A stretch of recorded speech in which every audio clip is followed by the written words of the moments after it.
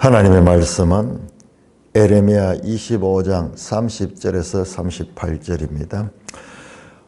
에레미야서 이번에는 여기까지 25장까지 하고 쉬고 이제 다음 시간부터는 이제 열왕기로 들어갑니다.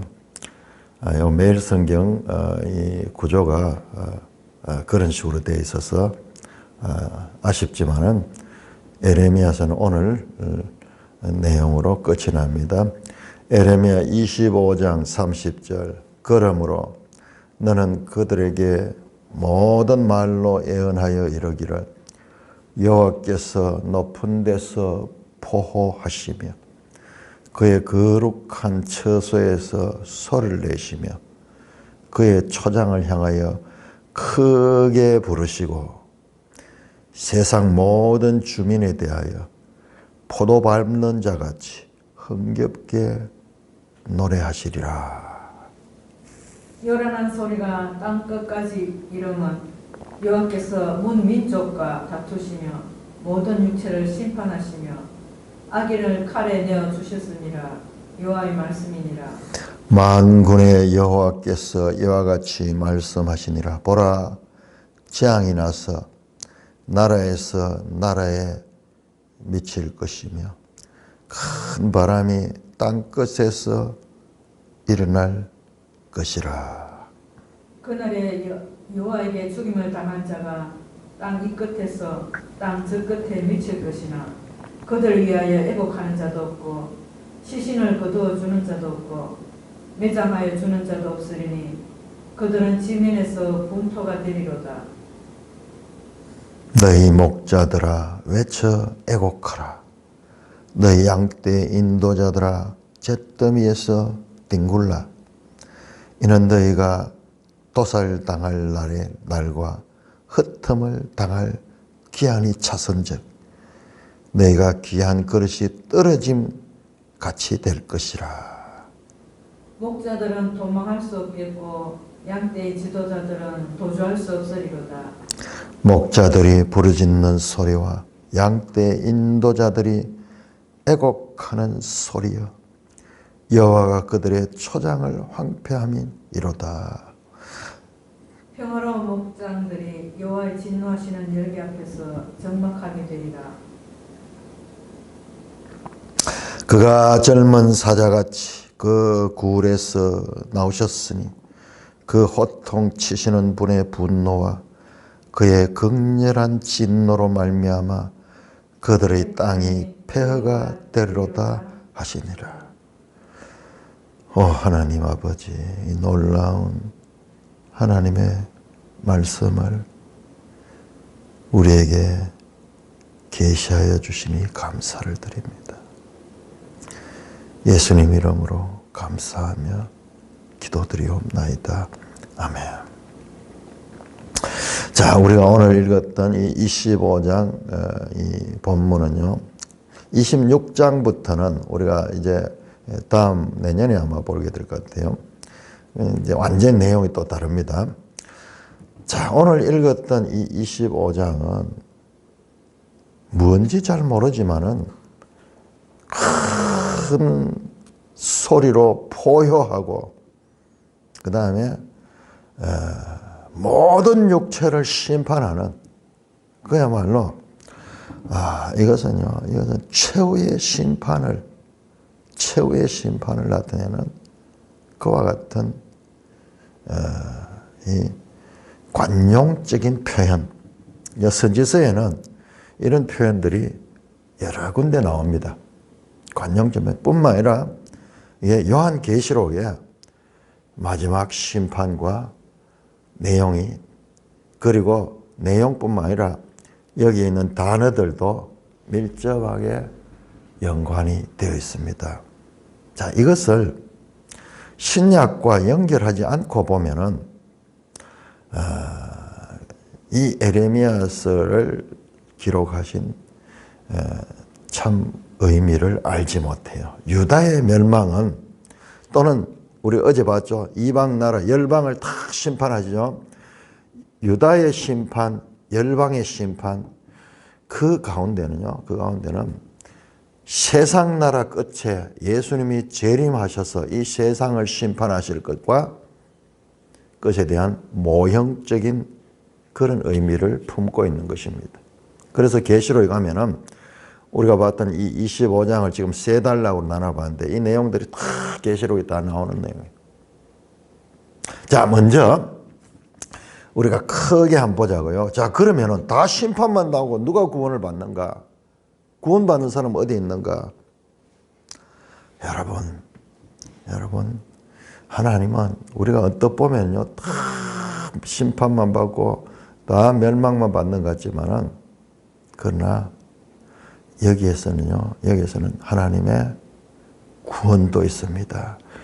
하나님 백성의 구원과 세상 나라의 심판, 이 두 가지가 동시적으로 무엇과 같으냐? 추수할 적에 우리 앞에서 말이죠. 내 말씀이 알곡과 같고 거짓 선지자들 말은 겨와 같다.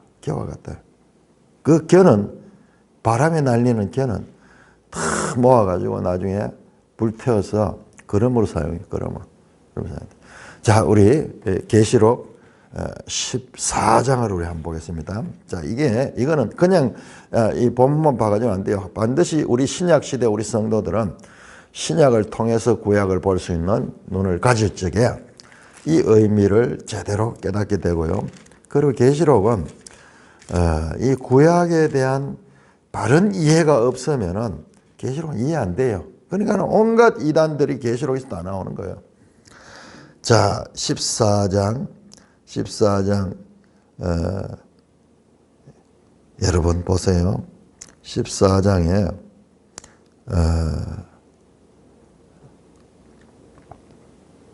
심판이 나온대요. 8절 한번 보세요. 8절. 무너졌도다. 큰 성 바벨론이요. 모든 나라에게 그의 음행으로 말하면 진노의 포도주를 먹이는 자다. 오늘 우리가 어제 봤죠. 진노의 술잔 나오죠. 이게 진노의 술잔은 마지막 심판과 연관이 되어 있어요.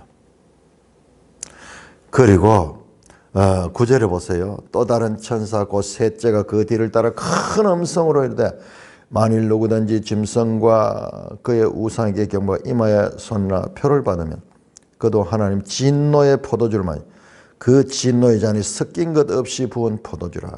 물을 섞지 않은 아주 진한 액기스죠. 진한 액기스 포도주는요. 그러니까는 우리가 봤잖아요. 앞에 진노의 잔을 마시는 것을 재앙이고 심판이고 이와 같은 형벌이다 하는 것을 우리가 구약 에레미야에서 이미 나왔거든요. 그러니까 그걸 가지고 봐야 되는 거예요. 그러면서 여기에서는 등장하는 것은 짐승과 그리고 이 성도들의 모습. 12절 보세요. 성도들의 인내가 영인데 그들은 하나님의 계명과 예수에 대한 믿음을요. 전부 짐승과 그 우상을 경배할 적에 하나님의 백성들은 하나님 말씀과 예수에 대한 믿음을 잊지 않는 자예요. 자, 그러면서 14절 보세요. 또 내가 보니 흰 구름이 있고 구름 위에 인자 같은 이가 앉으신데 그 머리에는 금면류관이 있고 그의 손에는 예리한 낫을 가졌더라. 자, 추수는 심판과 연관이 됩니다. 추수. 낫은 추수하는 도구죠. 그러니까 성경에 보세요. 이 그림이 어느 잖아요. 추수한다 그런 말이 없고 그냥 간접적으로 예리한 낫을 가지고 있다. 낫은 뭐 하는 거예요? 추수하는 도구죠. 그러니까 성경이 이런 그림 언어를 통해 가지고 우리가 그냥 문자적으로만 봐서는 되지 않는, 그러니까 더 풍성한 조금 우리의 사고를 이렇게 이 상상력을 발휘할 수 있도록, 우리 인간은 그렇게 구조가 되어 있어요. 생각이 딱 그렇게 되어 있어요. 우리 인간은 하나를 보면은 연상해서 그것을 깨달아가는 그런 연상 추리력이 있어요. 하나님은 그걸 알기 때문에 손에 그림 하나 보면 낫을 딱 가지고, 낫이 뭐 하는 거예요? 낫은 저 공산당 깃발에 보세요. 공산당 깃발에 보면 전부 낫 있잖아요. 낫이 탁 있고. 낫 뭐예요? 노동을 나타내는데 그들은 노동을 나타내지만 노동의 결과가 추수하는 거죠. 추수하는 거죠. 낯을 가졌다. 또 다른 천사가 자 구름 위에 인자 같은 이가 있고 이건 예수님이잖아요. 예수님의 재림과 연관되어 있어요. 다른 천사가 이제 15절에 성전으로 나와 구름 위에 있는 하늘 구름 위에 있는 인자 같은 이 향하여 큰 음성으로 외치래요. 당신의 낯을 휘둘러 거두소서. 땅의 곡식이 다 익어 거둘 때가 됐습니다. 자 추수죠. 추수 낯을. 그래서 구름 위에 있는 이가 낯을 땅에 휘두르면 땅의 곡식들이 거두어지다. 땅에 곡식이거든요. 자 보세요. 17절은 다른 장면입니다. 또 다른 천사가 하늘 성전에서 나오는 데 역시 예리한 낯을 가졌더라. 똑같은 낯, 두 무리의 낯을 가진 사람이 등장합니다. 한 사람은 인자 같은 이고 또 하나는 다른 천사인데 역시 예리한 낯을 가졌다. 앞에 나왔던 역시라는 말 앞에 나왔던 인자 같은 이가 가진 낯과 같이 마찬가지로 예리한 또 불을 다스리는 천사가 제단으로 나와 예리한 낯을 가진 자를 향하여 큰 음성으로 불러 이르되 낯을 휘둘러 땅에 포도송이를 거두라. 자 위에는 낯을 휘둘러 가지고 곡식을 거두고 그 다음에 여기에는 낯을 휘둘러 가지고 포도를 거두는데 포도가 익었다. 위에도 이 곡식이 땅에 곡식이다. 둘 다 익어서 하나는 곡식의 이 추수고 하나는 포도의 추수입니다. 그런데 이 포도를 거두어 가지고 어떻게 하느냐? 앞에 나오는 곡식은 거두어지고 그런데 여기 포도는 어떻게 됐냐? 포도는 거두어 가지고 어떻게 했냐? 큰 포도즙 틀에 던집니다. 그래서 그 포도즙을 밟으니까는 그 틀이 밟히니 틀에서 피가 나서 쫙 나오는 하나는 하나님의 백성을 수확하는 거예요. 그래서 예수님께서 마태복음 13장에서 알곡과 가라지 이야기를 하잖아요. 그때 알곡은 거두어 창고에 들인다 그러잖아요. 지금 여기도 계시록도 마지막 심판에서 하나님의 백성들이 거두어지는 그리고 뿐만 아니라 이 세상 나라의 심판. 그래서 그 최후의 심판 때 하나는 알곡처럼 거두어서 창고에 들이는 아주 소중한 것으로 다뤄지고 다른 하나는 완전히 이렇게 멸망시켜버리는 그와 같은 양면이 있다. 최후의 심판은 하나님의 백성에게는 천국으로 진입하는 천국으로 편입하는 기회가 될 것이며 그렇지 않은 세상 다른 모든 사람들에게는 저주를 받아 멸망에 이르는 이게 둘째 사망에 이르는 그와 같은 심판의 날이 될 것입니다. 자 그렇다면 이 분명히 나오죠. 자 그런데 우리가 받는 에레미야에서는 그런 게 어디 나오느냐? 그러니까 보세요. 자 에레미야 20장부터 25장까지를 한 분석해 보면은 자 20장에서 22장까지는 역사적 사건을 다룹니다. 역사적 사건을 다루는데 여기 유다 말기에 시드기야, 여호야김 이와 같이 유다 말기의 역사적 사건, 유다 말기 결과적으로 유다가 바벨론에서 이제 망하게 될 것에 대한 그와 같은 말씀을 하고 있습니다. 비참하게 되는 그래서 계속 심판선이 나옵니다. 그런데 놀라운 것은 우리 이걸 못 보면 안 돼요. 놀라운 것은 23장에 들어가면 놀랍게도 특별히 23장 5절에서 7절입니까? 여기 들어가면요. 여기에는 22장 끝을 한번 보세요. 어떻게 끝이 나는가. 22장 30절 보시면 이렇게 겁니다. 여호와께서 이와 같이 말씀하신 너희는 이 사람이 자식이 없겠고 이 사람은 여호야긴을 고니야 그의 평생 동안 형통하지 못할 자라 기록하라. 이는 그의 자손 중 형타의 다윗의 왕위에 앉아 유다를 다스릴 사람이 다시는 없다. 유다 다윗 왕조가 끝이 난다. 끝이 난다. 더 이상 비극적인 절망으로 끝이 나죠. 절망이죠. 자, 그런데 23장에 들어오면은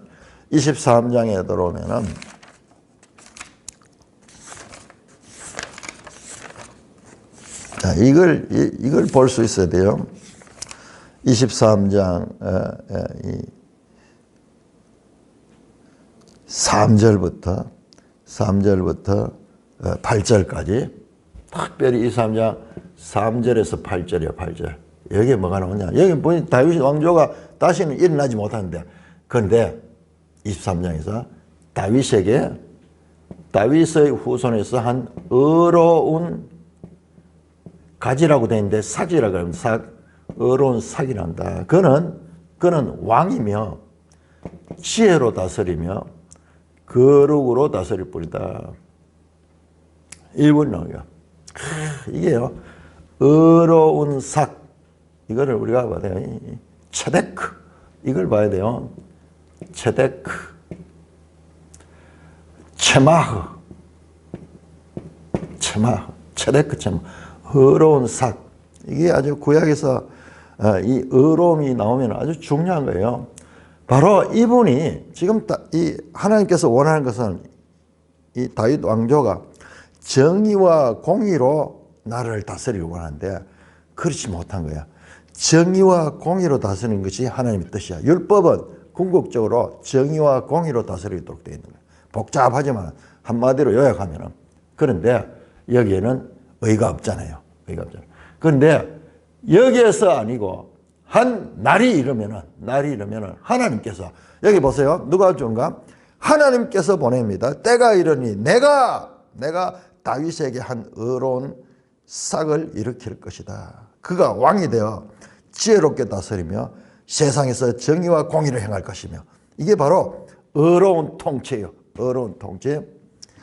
그의 날에 유다는 구원을 받고 이스라엘은 평안히 살게 된다. 여호와는 그는 누구냐? 그는 바로 우리의 의다. 하나님의 의가 우리에게 입혀지는. 그래서 로마서에서 우리가 믿음으로 말미암아 의롭게 함을 입는 복음에는 하나님의 의가 나타나서 믿음으로 믿음에 이르게 하느니 율법 외에 다른 하나님의 의가 우리에게 왔으니 그가 바로 예수 그리스도. 이 메시아 예언이에요. 이 절망적인 상황 속에 메시아 나오고 여기서 유명한 말씀이 나오죠.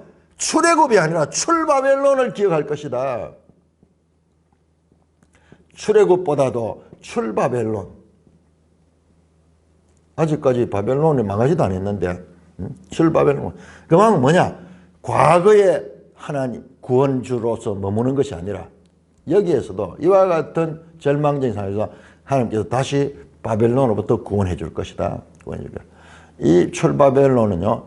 단순한 AD BC 539년에 페르시아에 의한 바벨론으로부터 구원 의미를 훨씬 능가하는 것인데 이게 바로 요한계시록 18장에 가면은 이 바벨론이 멸망하는 그 내용인데 그래서 이 출바벨론의 의미는 그냥 문자적으로 보면은 여기에 BC 539년을 가르치면은 이것은요 모형론적으로 보면은 예수님의 재림의 때 세상 나라의 멸망과 예수 재림 그 때를 가리키는 거예요. 그러니까 보세요. 유다 말기 이건 세상의 종말 그리고 예수 그리스도의 재림. 자, 그런데 놀라운 것은요, 여기서 우리가 이 구조를 잘 봐야 돼요.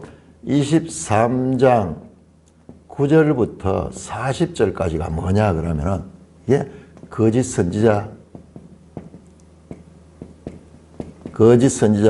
왕성하고 그 거짓 선지자의 심판이 나옵니다. 거짓 선지자.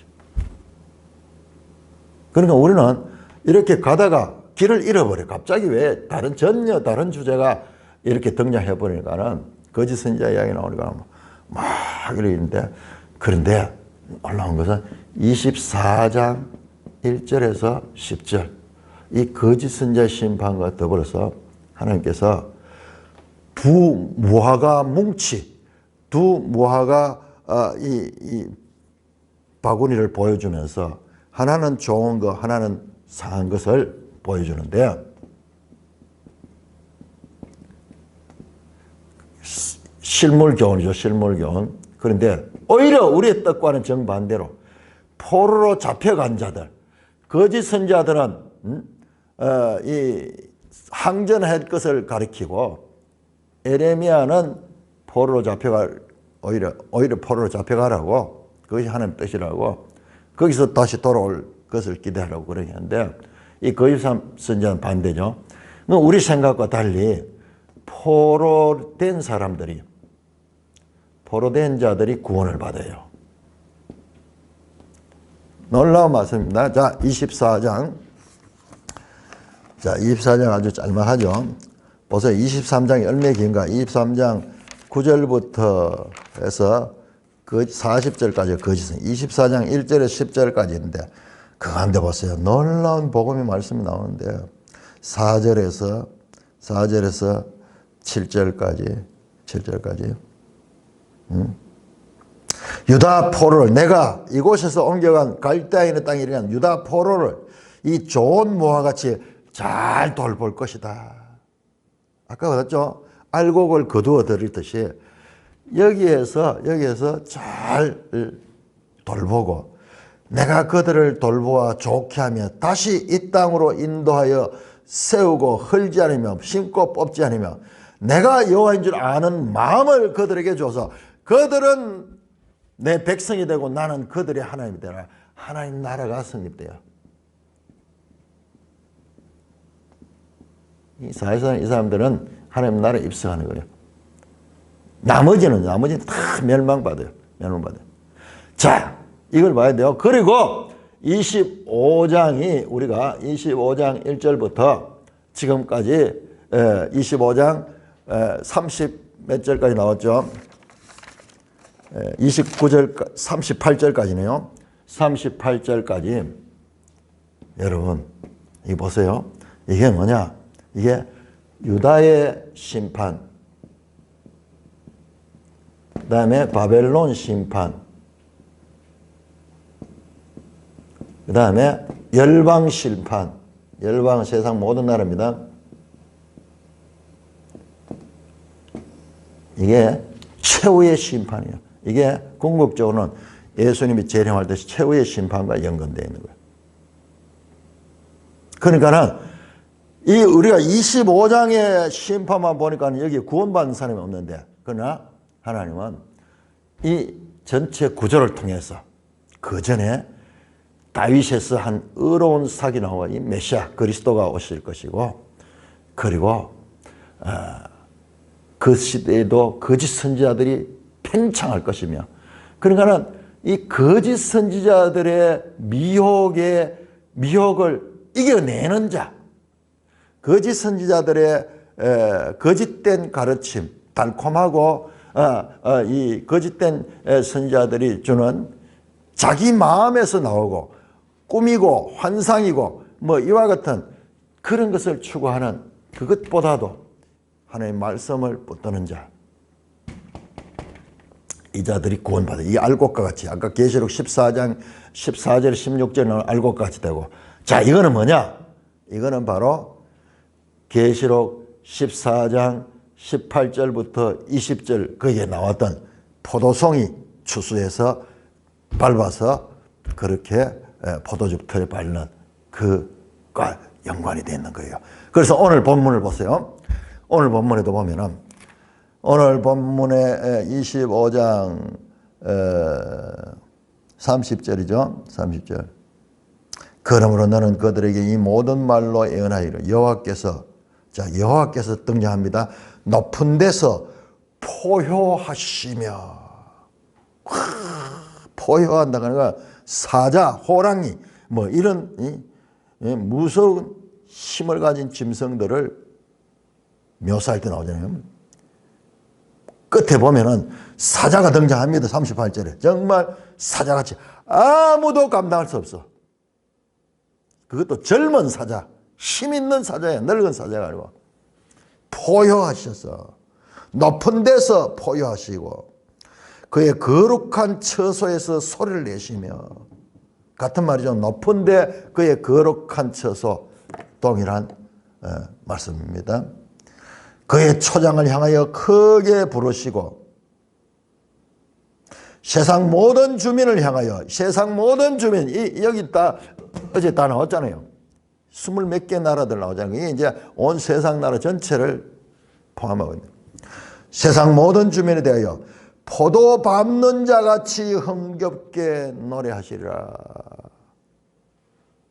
포도틀에 포도송이를 팍 담아가지고 포도를 밟는 자는요, 그때가 포도 추수 때예요. 포도 추수 때. 그러니까는 그 즐거움으로 그렇게 밟듯이 마지막 심판하시는데, 이것은 열국이 심판을 받는 최후의 심판 때예요. 최후의 심판 때. 최후의 심판에 유다의 마지막 종말, 세상 나라의 마지막 종말과 이게 하나의 모형적으로 등장하면서, 그 다음에 여기에 의로운 삭, 바로 우리의 의가 되시는 이 예수님이 있고, 이건요 꼭 재림이라고 볼 수 없어요. 왜냐 그러면 초림에서부터 재림까지 다 포함이 돼요. 구약에는 자세하지 못해요. 구약에는 흐릿하게 보여요. 어떤 거는 초림과 재림이 같이 붙어 있기도 해요. 그러니까는 모형론적으로 봤을 때 구약은 부분적이다 하는 것을 우리가 봐야 돼요. 그 다음에 거짓 선지자들, 이건 이제 그리스도가 오신 다음에 교회가 생겨날 것이고, 그 교회 안에서 바른 진리보다도 거짓 선지자들이 이제 판을 치게 될 것이겠죠. 그 가운데서도 하나님의 말씀을 붙드는 자를 하나님께서 돌보고 그들에게 하나님이 새로운 마음을 줄 것이고, 그 다음에 세상 나라 다 심판을, 요것만 이제 건져내는 거야. 이 의로운 사고로 인해 가지고 요것만, 이 의로움을 덧입은 이들만 구원을 받는 거야. 이들만. 그리고 나머지는 다 어둠이죠. 깜깜한 어둠이야. 그러니까 이 구조 속에서 이 빛을 봐야 돼. 여기 빛이 반짝 나고, 여기 아주 분량으로 작습니다. 내가 이렇게 커서 거기서 이제 이것도 분량으로 아주 작아요. 분량 작은데, 요 주위에 전부 깜깜한 어두운 가운데 빛이 반짝 나오는데, 바로 다윗의 의로운 사고로 오실, 그는 여호와는 우리의 의가 되실 체데키누 되시는 그분 예수님을 가리킵니다. 그리고 거짓 선지자들이 심판받고, 그 다음에 그 가운데서도 좋은 무화과처럼 하나님께서 돌보시는, 요렇게 연결된 점 뽑아내고 나머지는 다 심판으로 멸망에 이르게 되는 구조를 가지고 있다. 이걸 봐야 돼요. 내가 지난 밤에 자고 일어나니까 하나님께서 이렇게 정리를 해 주셨어요. 그렇구나. 계속 예레미야를 보면서 내가 계시록을 보고 다른 선지서를 자꾸 찾게 됐어요. 자, 우리 한번 확인해 보겠습니다. 자, 요엘서가 중요합니다. 자, 요엘서 3장을 우리 한번 찾아보세요. 요엘서가 왜 중요하냐 그러면은, 요엘서는요, 베드로가 교회를 처음 세우는 사도행전 2장에서 바로 오순절 성령 강림 사건을 요엘서를 가지고 구약의 성취다 그렇게 말하잖아요. 교회 시대의 출발이 요엘서에서 요엘서의 예언의 성취가 지금 사도행전 2장에 오순절 임했다 그렇게 말씀하는 그와 같은 날인데요. 말씀인데요. 자, 그것은 2장입니다. 2장 그 인령이 보세요. 2장 28절 그 후에 내가 내 영을 만민에게 부어주리니 너희 자녀들은 장래 일을 말할 것이죠. 29절 그때 내가 내 영을 남종과 여종에게 부어주겠다. 이 부분을 딱 인용하잖아요. 자, 그런데 오늘 우리는 그 부분이 아니고 3장입니다. 3장은 마지막 재림과 연관이 되는 것 같아요. 왜냐? 어떻게 아느냐? 자, 3장 13절 한번 보죠. 13절. 자, 그 앞에는요. 민족들이 다 모이는 내용인데 이것까지 봐야 되는데 이까지 보면은 우리가 주제를 또 이탈돼요. 그래. 어마어마한 내용이에요. 자, 13절 보니까 너희는 나설서라 곡식이 있다. 와서 밟아라. 포도주 틀이 가득하고 포도주에 독이 넘치 그들이 악이 크다. 자, 포도주는 악과 연관이 되어 있고 자, 나설서라 곡식이 이것도다. 곡식이 있더라.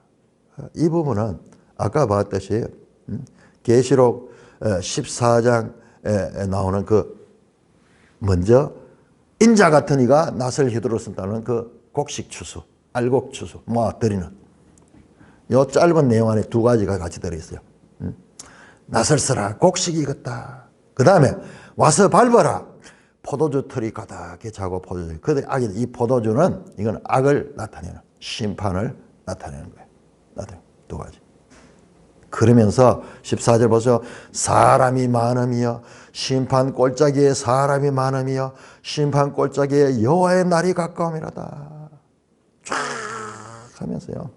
하면서 최후의 심판에 관한 메시지를 지금 담고 있는 거예요. 그리고요, 그 앞에 나오는 내용까지 보면요, 너무 놀라워요. 그 앞에 나온 내용 보면 세상의 모든 군대들이 모여가지고 자 보세요. 10절 보세요. 10절 보세요.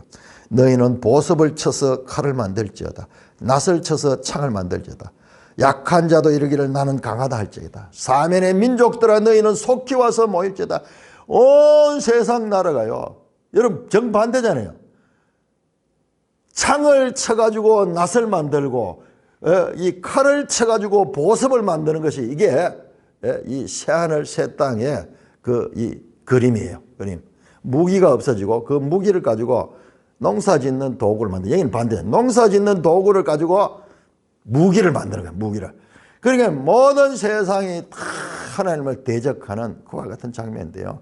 이것이 어제 잠깐 봤지만은 그 계시록 16장에 아마겟돈 전쟁과 연관이 되어 있어요. 그 내용이. 그러니까 구약에 여기저기 흩어져 있는 이와 같은 모형적인 그런 것들이 지금 계시록에서 집결되는 거예요. 에레미야뿐만 아니라 요엘, 이사야도 풍부하게 나타납니다. 자, 이사야 63장을 보시겠습니다. 이사야 63장. 이사야는요, 60장부터 해서 66장까지가 다 마지막 때에 일어나는 구원과 그리고 심판에 관한 메시지입니다. 자, 63장 1절부터 보겠습니다. 여러분, 이게 하나님의 말씀이에요. 그림이에요. 엄청난 이 그림을 봐내야 돼요. 에돔에서 63장 1절입니다. 에돔에서 오는 이 누구며 붉은 옷을 입고 보스라에서 오는 이가 누구냐. 에돔의 수도가 이 보스라예요. 보스라. 그러니까 에돔은 하나님 대적하는 그 나라예요. 근데 그는 오는데 어떻게 오느냐. 화려한 의복, 큰 능력으로 걷는 이가 누구냐. 그는 나인이 공의를 말하니요 구원의 능력을 가지다. 그는 나다. 에고에임이다. 화려한 의복으로 큰 능력으로 오시는 이 거룩한 전사입니다. 그런데 그분이 보세요. 공의로 말하는 이유 구원하는 능력을 가졌다. 바로 이분이에요. 이분. 그는 우리의 의고 공의가 이 차데크예요. 의를 가리켜요. 공의로 말합니다. 그리고 그는 구원하는 능력을 가졌다. 이때 이분에 의해서 유다는 구원을 얻겠고 예루살렘은 평강하게 될 것이다. 이스라엘은 평강하게 될 것이고 유다는 구원을 얻겠고. 자, 이분이 등장하는 거예요. 이분이. 그런데 어째 네 의복이 붉으며 네 옷이 포도즙을 밟는 자 같으냐. 그런데 그분이 화려한 옷을 입는데 그 옷에 보니까 막 붉은색이 물들어 있어. 물들어 보니까는 네 옷이 포도즙 털을 밟는 자 같으냐. 자, 마지막 심판과 포도즙 털 밟는 것은 지금 이렇게 연결되는 거예요. 이렇게. 만민 가운데 나와 함께 자가 없어 내가 홀로 포도즙 털을 밟되 내가 노함으로 말미암아 무리를 밟았고 분함으로 말미암아 짓밟았으나 그들의 선혈이 내 옷에 튀어 내 오복을 다 붉게 물들였다. 이게 하나님의 최후의 심판을 나타내는 그림이에요.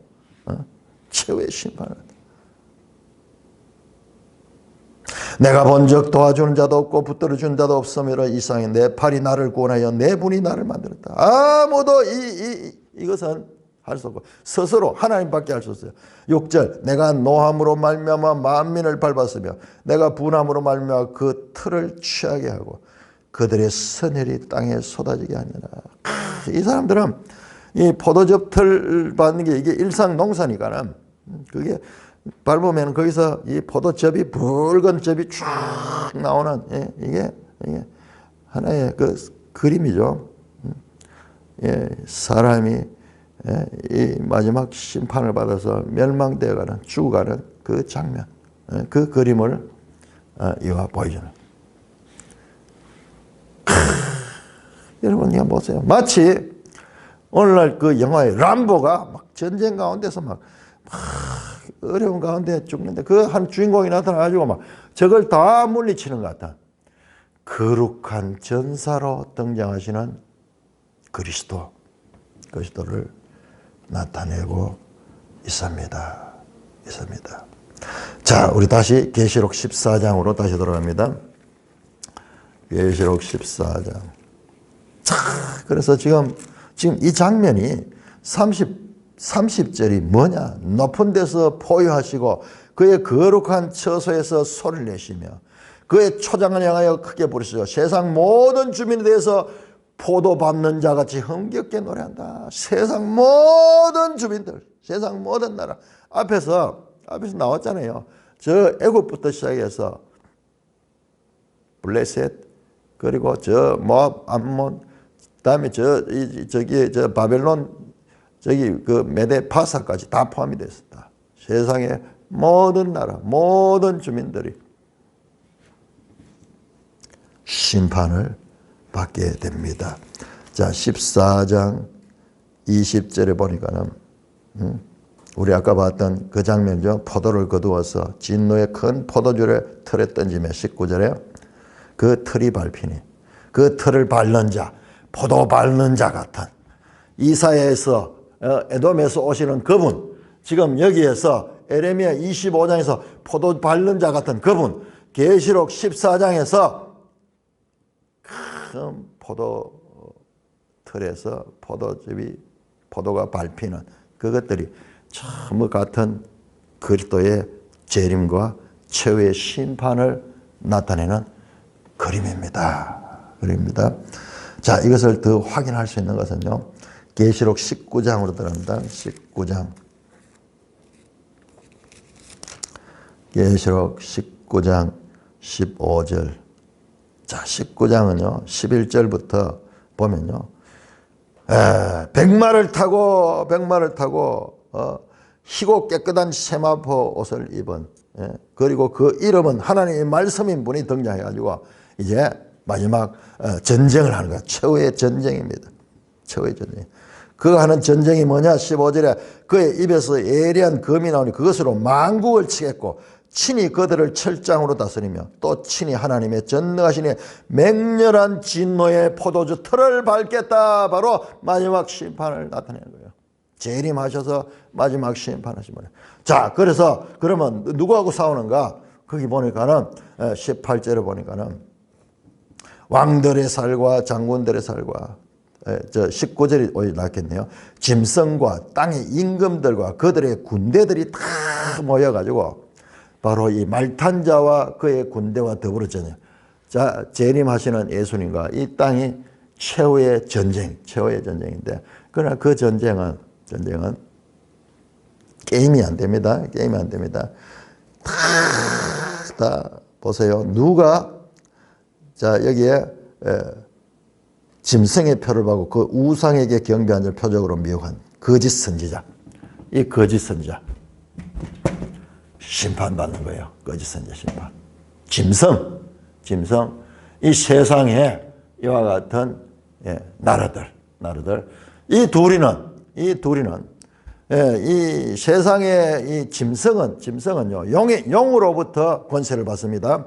자, 우리 13장 한번 볼까요? 계시록 13장 이 관계를 알아야 돼요. 계시록이 엄청난 그 내용들이 함축이 되어 있습니다.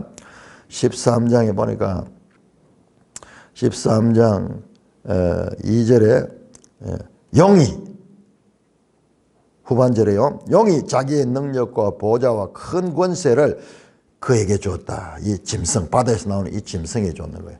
짐승이. 4절, 영이 짐승에게 권세를 주며, 그래서 영이 짐승에게 권세를 받습니다. 그런데요, 12절 보시면요, 12절. 두 번째 짐승이 이 땅에서 올라오는데, 이 짐승한테는 13장 11절에 요 두 번째 짐승이 요게 내용을 자세히 보면 거짓 선지자예요. 거짓 선지자. 그런데 12절에 짐승의 모든 권세를 그가 행하고요. 그 짐승으로부터 권세를 받습니다. 짐승으로부터. 그 15절에 보세요. 그가 권세를 받아 짐승의 우상에게 생기를 주며. 자, 이것들이 전부 다 짐승과 거짓 선지자, 짐승과 거짓 선지자가, 자, 짐승은 세상 권력이죠. 권력을 가진 세상의 나라들입니다. 나라. 그 다음에 거짓 선지자, 이 세상 권력을 추구하는 자들이에요. 추구하는 자. 자, 요 둘이는 죽지를 안 해요. 죽지를 안 해요. 자, 나머지 이 짐승은 세상의 권력이니까 이게 많은 이 백성들이 있어. 자, 보세요. 이들이 어떻게 되는가? 자, 죽는 사람은 따로 있어요. 자, 나머지는, 자, 20절 보세요. 짐승과 그리고 거짓 선지자는 둘이 산채로 유황불못에 던져지고, 죽지 않아요. 계속 살아있습니다. 그 다음에 죽는 거는 21절. 나머지는 말탄자의 입으로 나오는 금의 죽음에 새가 와서, 여러분, 이 에레미야 보면요. 계속 시체가 그대로 땅에 매장되지 못하고 새들과 들짐승이 와서 뜯어먹는 그 장면들이 많이 나오잖아요. 그거의 결정판이에요. 그 새들이 큰 잔치를 벌여요. 이 17절입니다. 공중에 나는 모든 새를 향하여 큰 음성으로 했지. 와서 하나님의 큰 잔치에 모여라. 왕들의 살과 장군들의 살과 장사들의 살과 말들과 그 탄자들의 살과 자유인과 종들이나 작은 자나 그들의 살을 먹으라. 자, 이거는 그 군대들이에요. 그러나 짐승과 이 둘이는 이거는 그냥 죽고 나머지 세상의 그 권세들은 다 죽고 새들에게 뜯어먹힘을 당하고 요 둘은 불못에 갑니다. 불못에. 자, 요거는 20장에 보시면은 20장 10절에 보시면은 이번에는 그 불못에 마귀도 그 불못에 들어가죠. 삼위일체, 악의 삼위일체 마귀와 짐승과 거짓 선지자가 여기 들어 세세토록 괴로움을 당한다. 우리는 뭐 이거 알 수 없어요. 어떤 상태인지. 다시는 나타나지 못하며 그냥 죽는 것도 아까운지 세세토록 고통 속에 있는 멸망으로 들어가게 되는 것입니다. 자, 그래서 우리가 지금 이 에레미야 25장 30절에 38절이에요. 이와 같은 구약과 구약의 선지서들과 뿐만 아니라 이 계시록까지 연결되며 이것이 최후 심판에 대한 모형론적인 최후 전쟁이 있고 최후 심판이 있어. 최후 전쟁과 최후 심판에 관한 그 모형론적인 그와 같은 의미를 가지고 있다는 것을 알아야 됩니다. 자, 그거 하나만 알아도 이거는 어마어마한 거예요. 자, 좀 더 풍부하게 볼까요? 자, 에스겔 38장을 보세요. 에스겔 38장.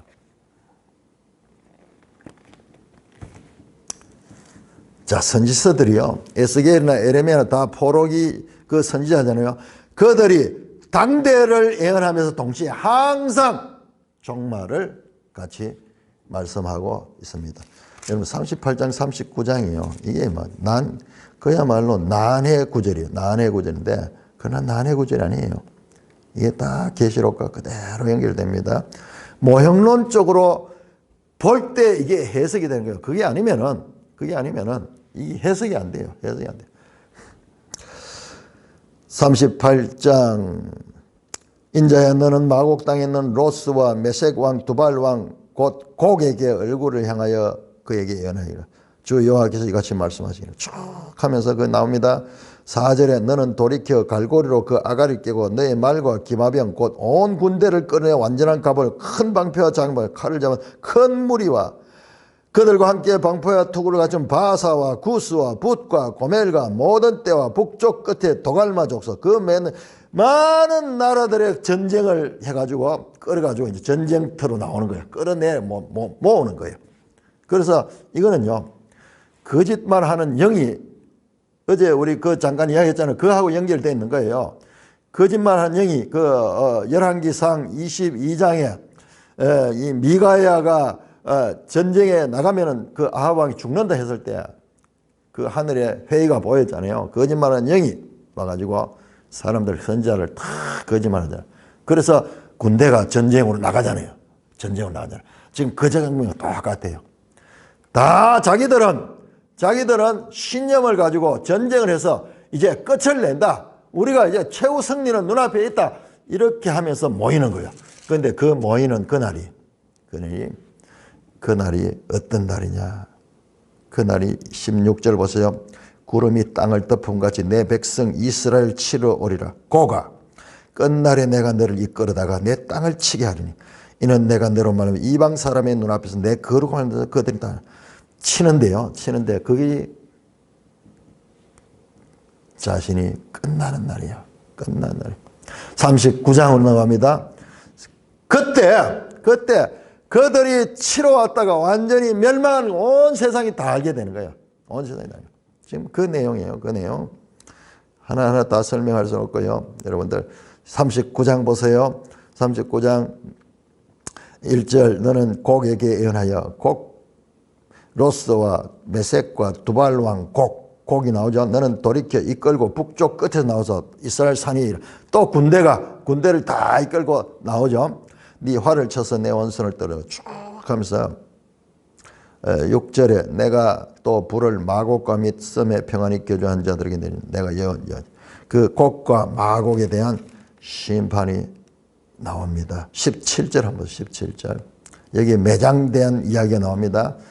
11절부터 해서 곡을 이스라엘 등이 매장지로 주고 그 다음에 17절 보세요. 여호와께서 이같이 말하셨다. 너희 인자야 너는 각종 새와 들의 각종 짐승에게 너희가 모여 내가 너희를 위한 잔치 이스라엘 산위에 예비한 큰 잔치로 너희는 사방에 모이라. 쫙 모여. 그래서 지금 이 계시록 20장의 전쟁이요. 최후의 전쟁에 이 가장 본질적인 면이에요. 이 마귀를 멸하는 그 전쟁이에요. 20장 10절에 20장 보세요. 20장 8절 보세요. 8절. 천년이 참에 사탄이 그 옥에서 나와 땅의 사방에 곧 곡과 마곡을 미혹하여 모아 사함을 붙이니까 탁 군대를 끌고 나가지고 하나님을 대적하러 나오는데, 이게 하나의 이 시각적인 그런 그 표현이죠. 세상의 모든 나라들이 하나님을 대적하는 그 마치 이 군사들이 과거 시대에 전쟁하듯이 군대를 이끌고 모이는 곳이 어디냐? 바로 하르마겟돈, 아마겟돈이에요. 아마겟돈. 우리 그때 봤죠? 거기에 11개에서 요시아가 이상하게 그 전쟁에 개입을 했다가 거기에서 하나님의 말씀을 듣고도 그 마음이 이상하게 불순종하면서 변장까지 해가지고 다시 돌아가다가 다시 들어갔다가 그가 허무하게 죽듯이요. 그날이 전쟁으로 이끌어 왔던 자들이 다 멸망하는 최후의 전쟁과 최후의 전쟁의 날입니다. 자, 그래서요, 최후의 심판은 언제 나오느냐? 자, 계시록 20장 보세요. 20장. 이게 이제 맞붙어 있어요. 20장. 자, 그래서 20장 7절에서 10절이 최후의 전쟁이에요. 최후의 전쟁은 누구냐? 사탄을 없애는 거예요. 사탄을 없애는 거. 전쟁은 쉽게 끝이 나버립니다. 하늘에서 불이 나와서 그들을 다 태워버려요. 그들을 미혹하는 마귀가 불과 유황못에 던지니 거기는 그 짐승과 거짓 선지자를 세세토록 반납하게 나옵니다. 핵심은 마귀예요. 그래서 마귀와 짐승과 거짓 선지자는 불못에 세세토록 괴로움을 받으면서 이제 거기서 나오지를 못하는 거예요. 그런 다음에 보세요. 11절, 20장 11절. 또 내가 크고 흰 보좌와 거기 앉은 일본의 하늘과 땅이 그 앞에 피하여 간데없다. 거기에서 심판이 일어나는 거야. 내가 보니 죽은 자들이 큰 자는 자는 다 보좌 앞에서 책들이 펴있고 또 다른 책임은 생명책이라. 죽은 자들이 자기 행위를 따라 책에 기록된 대로 심판을 받는다.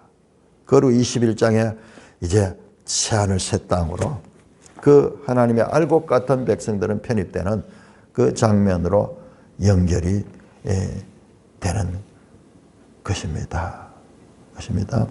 자, 우리 미가야 4장 한번 볼까요? 미가.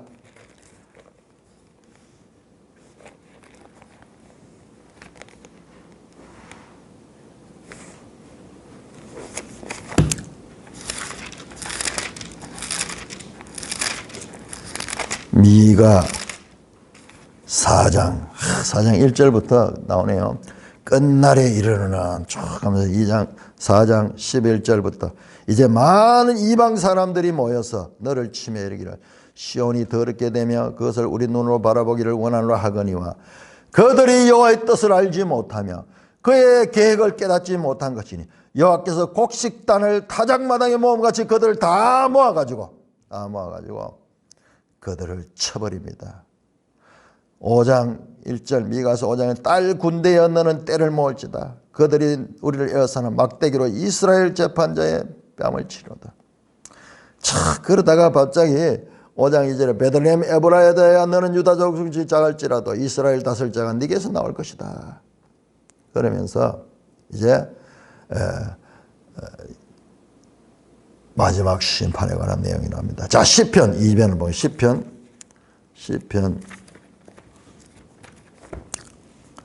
2편 2절 세상의 군왕들이 나서며 관원들이 서럽게 하여 여호와 그의 기름 부은 자들을 대적하여 우리가 그 맨 것을 끊고 그의 결박을 벗어버리자 하는다. 하늘에 계신 이가 웃으며 그들에게 비웃으시다. 너무나 우스운 거예요. 10절 그러므로 군왕들아 너희 지혜를 얻으며 세상의 재판보다 너희 교훈을 받으라. 여호와를 경외함으로 섬기며 떨며 그를 경외하라. 그의 아들에게 입맞추라. 그렇지 않으면 진노하심으로 너희가 길에서 망하고 그 진노가 급하다. 여호와께 피하는 모든 사람은 복이 있도다. 세상의 왕들이 모여가지고 하나님을 대적한다고 하는 너무나 가소로운 그와 같은 일들입니다. 자, 오늘 본문 참 그 내용입니다. 이거를 연결시키지 못하고 스가랴 13장 우리 한번 볼까요? 스가랴 13장. 그러니까 선지자를 통해서 여기저기에서 말씀하셨습니다. 스가랴 13장 1절 그날에 죄와 더러움을 씻는 셈이 다윗 족속과 예루살렘 주민을 위하여 열리리라. 14장 1절 여호와의 날이라 그날에 내 재물이 약탈되어 네 가운데 나누이라. 내가 이방 나라들을 모아 예루살렘과 싸우기는 그들이 성읍이 함락되며 가옥이 약탈되며 분야가 욕을 당하며 성읍 백성이 절반에 사로잡혀가며 남은 백성은 성읍에 있을 거냐. 그때 여호와께서 나가사 그 이방 나라를 치시되 이왕의 전쟁의 날에 싸움같이 하시라. 그날에 그의 발이 예루살렘 동쪽에 설 것이고 그 치는 날이 그들이 망하는 날입니다. 이렇게 여기도 저기도 말씀하시는 그와 같은 내용들이 지금 에레미야도 그 반열 속엔 그 선지자들의 공통된 반열 이걸 다 모아보면은 계시록에 가서 성취되는 거예요. 그 부분입니다. 그래서 우리가 매일 성경이 25장까지로 이렇게 끊어지는 것도 여러분 저 앞에 한번 구조를 한번 볼까요? 구조 한번 볼까요? 자, 구조 37쪽에 매일 성경 해설의 구조를 보세요. 1장에서 25장 결과적으로는 심판이죠. 자, 여기에서 우리가 또 알아야 되는데 자, 이 구조를 보시면서 또 알아야 될 것은요. 여기서 끝나지 않습니다. 자, 25장에서 열방의 심판이 나왔죠. 자, 여기에는 유다, 그다음 바벨론, 그다음에 열방들 다 여기에 지금 심판, 마지막에 심판이죠. 최후 심판이에요, 사실은. 자, 이렇게 하면서 끝이 납니다. 그래서 마지막은 최후의 심판이야. 계시록 마지막이 최후의 심판이듯이. 그렇듯이 이렇게 나오고요. 여기에 31장에서 33장까지가 핵심 이제 새 언약이 나오고, 자, 이후로 가면요. 46장에서 51장까지가 다시 이거 확대해요. 이걸 확대해 놨습니다. 저 애굽부터 해서 특별히 50장에서 51장은 바벨론,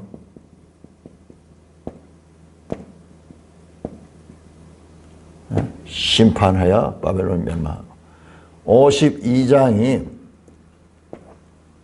여호야긴의 석방,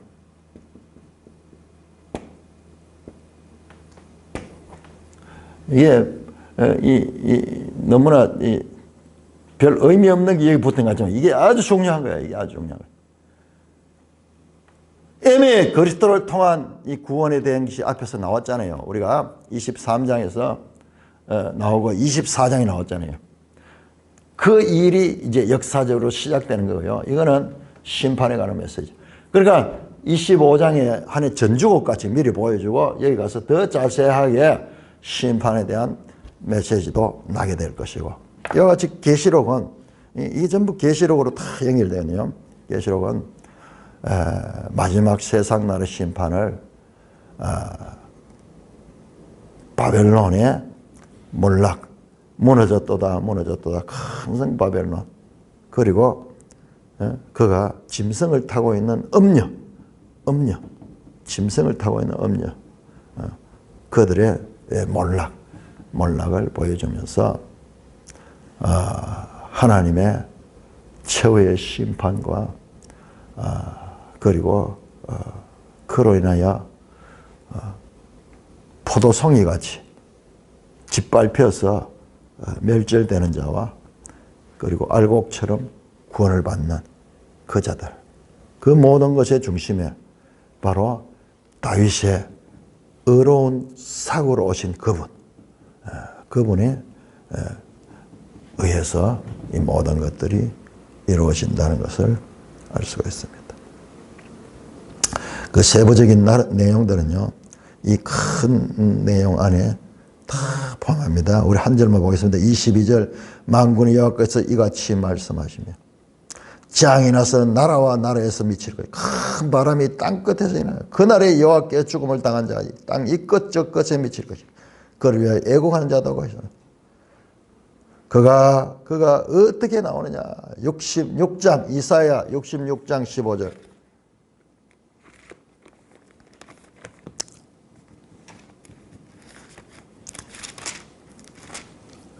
이사야 66장 보라 여호와의 불이 여호와께서 불에 둘러싸여 강림하시니 그의 수레들은 회오리 바람 같으리로다.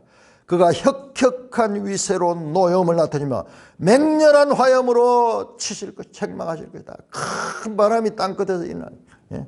여호와께 쳐버리면요. 쳐버리면은 여기서 불과 칼로 모든 혈육에게 심판을 배운 자 여호와께 죽음을 당한 자가 많으니 죽습니다. 다 심판.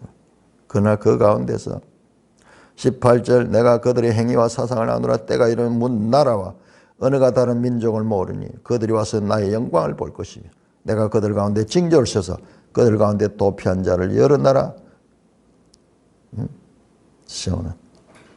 그리고 21절에 나는 그 가운데 택하여 제사장과 레인을 삼으라. 이방인들을 제사장과 레인을 삼으라. 내가 지을 새하늘과 새 땅이 내 앞에 항상 있나니. 지금 계시록과 완전히 연결되는 거예요.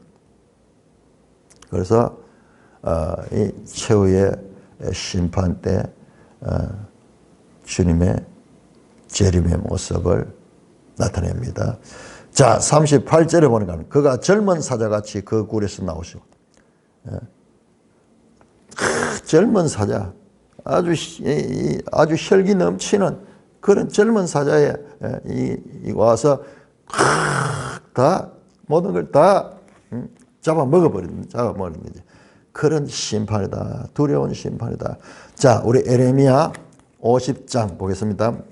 제가 아까 말씀드렸죠. 에레미야 50장, 51장은 바벨론 멸망이거든요. 바벨론 이때 자 50장.